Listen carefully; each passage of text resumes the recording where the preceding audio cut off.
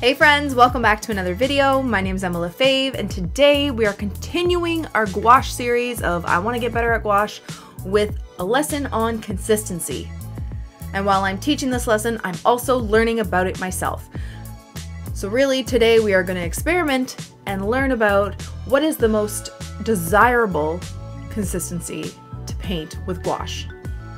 To paint with gouache. My brain's gone. It's fine. Let's just jump in and start. Okay, so today we are talking about gouache and consistency, and honestly, this is one of the things that I have the most trouble with. So here I have two different types of gouache. This is Winsor & Newton Designer's Gouache, and this is acrylic gouache. So the difference between this is that acrylic gouache is more like acrylic paint in the sense that you can't reactivate it with water. So some might just say it's basically acrylic paint. But what makes it a gouache is the flat, matte kind of finish it gives off. So it looks like a gouache, but reacts like an acrylic paint. The designer gouache is more of a true gouache because it has that matte finish, but you can reactivate it with water, which is kind of what makes it tricky to work with because it's kind of like a watercolor, but because it's thicker, it's really easily reactivated when you're doing layers and stuff like that. So there's really a skill to using this. The reason why I'm showing you both is because when we're talking about consistency, what I've known personally, and maybe it's because I've had my Winsor & Newton Designer Gouache for a little bit longer, I don't know, I feel like the designer gouache is a bit more on the thicker side, kind of like a toothpaste, while the acrylic gouache is a bit liquidier, and I find I have an easier time with the consistency with this. We're not going to be using this today because I really want to get better at gouache and what I struggle with, and I find I really struggle with these. I love painting with these a bit more, and I think I'm going to get like way more colors because I love them. But the whole purpose of the series is to try and get better at using traditional gouache. But let's jump right into our Winsor & Newton Designer Gouache. Okay, so I have the primary colors here.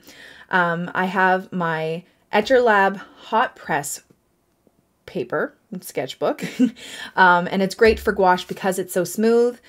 I have this mixing stone. This is going to be my gouache palette. I have it in a circle, and I also have it in a rectangle shape. They are from Sugar House Ceramic, which is where I also got my water cup, and I also have another palette. I'm obsessed, but I really like these mixing stones for gouache because I find they're a lot easier to wash off rather than having the little mixing wells. So I will link their shop below. They're amazing and Canadian, and I absolutely love them. But yeah, so we are going to be using this. And then I'm also using my Etcher Lab brushes because while you can reactivate these with water and they're very similar to watercolor, you can use your watercolor brushes. I just like to keep my, precious Lefebvre ones for watercolor. So I'm going to be using these just to do some swatching and playing around with consistency. Okay. Now let's take a breath and focus. Okay, so I'm just going to be playing around with these three colors and kind of getting used to how much water I need to add to each of these to get the right consistency. So my understanding, and I may be wrong because this is not my area of expertise, what you want is kind of like this, not soupy consistency, more like a yogurt, okay?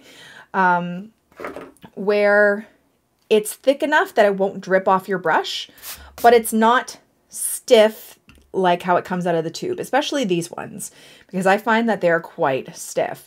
Okay, so I'm just going to give you a little up close. See how they like really just sit there?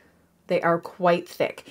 And going in with like a dry brush and this thick amount of paint, you're not going to be able to spread it easily. You're going to use a lot more. So how much water do we use when we're painting with gouache? So let's start slow, add a bit more and see where it takes us. So I'm going to, this is a completely dry brush. I'm going to wet my brush and then I'm going to dry it on my paper. Okay, so it's not dripping or anything. And I'm going to go into this paint. Okay, and also one thing I've noticed with certain colors, some are a little bit less of a stiff consistency than others. They're also a little less transparent. So I noticed a lot of yellows aren't as transparent or aren't as opaque as some other colors. So you might have to use more. But what we're trying to achieve is this flat, matte, non-streaky consistency. So this is where I run into trouble because I've done this little swatch and I want to make it bigger. And with watercolor, I would just add more water to my brush and go in. But the more water you add to gouache, the more transparent it gets, and then it's kind of more like watercolor, right? You want to have this nice, thick, matte, flat paint, but not too thick. I don't know. So now I'm going to add a little bit of water on my brush and add a little bit to here, just a little bit at a time, and see if I can get it to stretch a little bit more. Because also with the consistency, like we want to, when we're painting, we don't want to have to, you know, paint small areas at a time, right? You want to be able to kind of stretch your paint, especially when it comes in a tube that's this small, right? If you use it straight out of the tube without adding any water, you know, you're gonna use up all your paint. So you got to kind of add some water to it to drag it out. But it's figuring out the right amount of water. So see, it's starting to get here, like a little dry here. And we're getting this dry brush action, which I actually like in a lot of illustrations. But I want to see how much, so I'm going to dip it again, add a bit more water this time. And see when it starts to become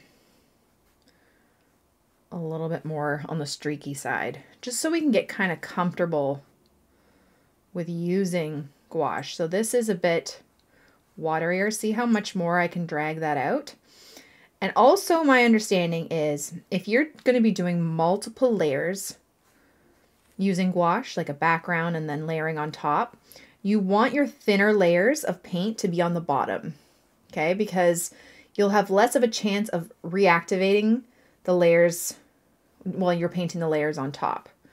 Okay, if you have a thick glob of paint underneath and then you do another thick glob of paint on top of that, you're going to react that glob of paint underneath. But if it's thinner, there's less of a chance you'll activate that layer underneath. So I'm going to be doing like little swatches over top after to see which layer is the best, which consistency layer is the best.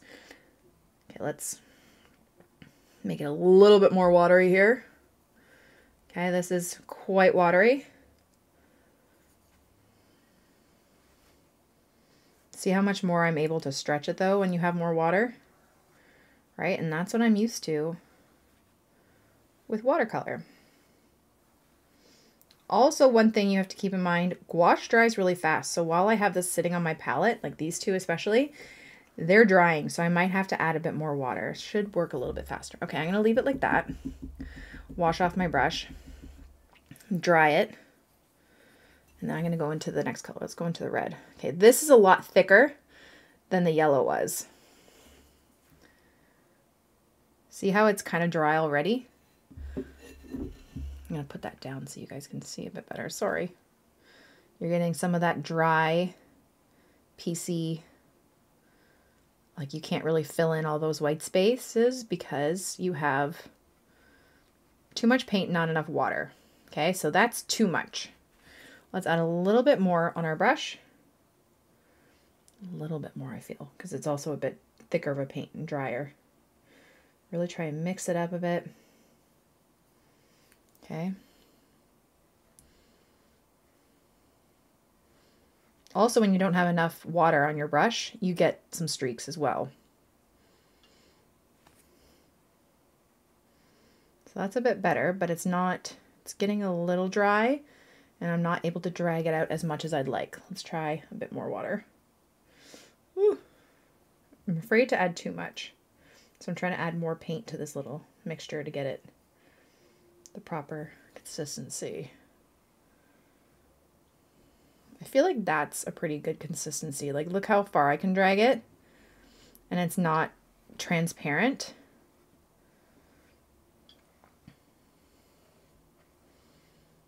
That's pretty good. And then I'm going to add a bit more water to that.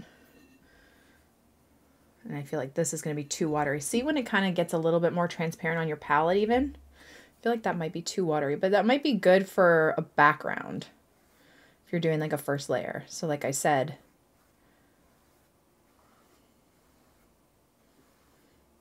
if you don't want to activate it underneath. Yeah, I can tell it's a bit more transparent than the layer before. I feel like number 3 of all of them is the proper consistency. But we'll also see a bit more once we let it dry. You're going to see that flat matte kind of thing that we're trying to achieve, you know, the flat matte thing. I'm so good at words. I need a shirt that says I'm good at words. Because I'm so good at them. Sometimes I wonder how you guys understand me. Okay, so see, like this is like really thick. This is hard to move around. And that white is going to be super thick too. See how dry it is already? Yeah. You can't go right in. You got to add a little bit of water. So here's my take on this so far, my understanding. Add little bits of water at a time, okay? Because if you add too much water, you're just going to have to add more paint and then in turn waste a bit of paint. So you can always add more water. You can't really take water out of the equation, right? So add water slowly to try and achieve the right consistency. That's kind of my tip for this. Okay, that one is a little better.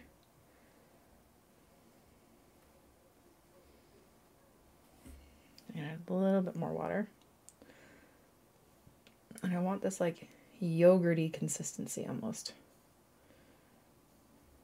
And you really got to kind of mix it up. Let's see if I can show you up close what that looks like. See that?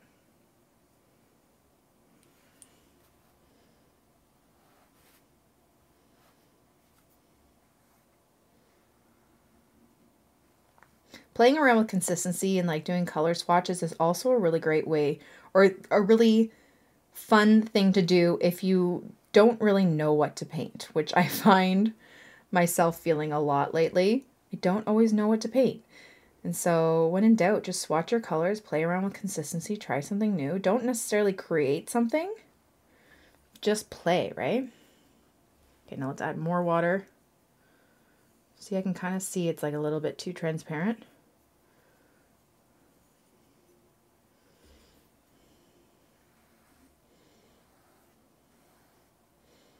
So I feel like the third swatch on all of them are kind of the desired consistency for just like painting. And then number 4 is like the desired consistency for backgrounds, if that makes sense. So to sum up what I've learned doing this exercise is that you can watch as many videos on consistency as you'd like, but until you actually feel the paint with your brush yourself and do it on your own, you're not going to know exactly what the right consistency is for you. You can get an idea from this video and others, but you really have to try it out yourself. So I suggest that you do this exercise, start with gouache dry, lay it on the paper, see how it feels, and then slowly add a little bit of water at a time, because you can't really take away water. You can always add more paint, but you can't take away water. You can only add it, right, to get the consistency that you'd like. So small bits at a time, adding a little bit of water. And the other thing that I'm kind of guilty of, instead of, you know, dipping my brush in water to kind of thin out the paint to get more out of it, dip it back into your palette or add more paint to gain more of that consistency rather than dipping it in your water. That's something I have to work on and something I've kind of learned with this, but those are my tips, and I hope you guys did learn something from this. I had fun, and I think the more I play around with this, the better I'll be at it, and the more I'll just get it, and it'll become second nature like watercolor has become. So that's about it. Let me know in the comments below if you've tried this and what you think, and that's it. Thank you guys so much for watching my video. I really hope you liked it and I hope you learned something. Don't forget to subscribe to this channel and follow me on Instagram for even more. Have a great day, guys. Bye.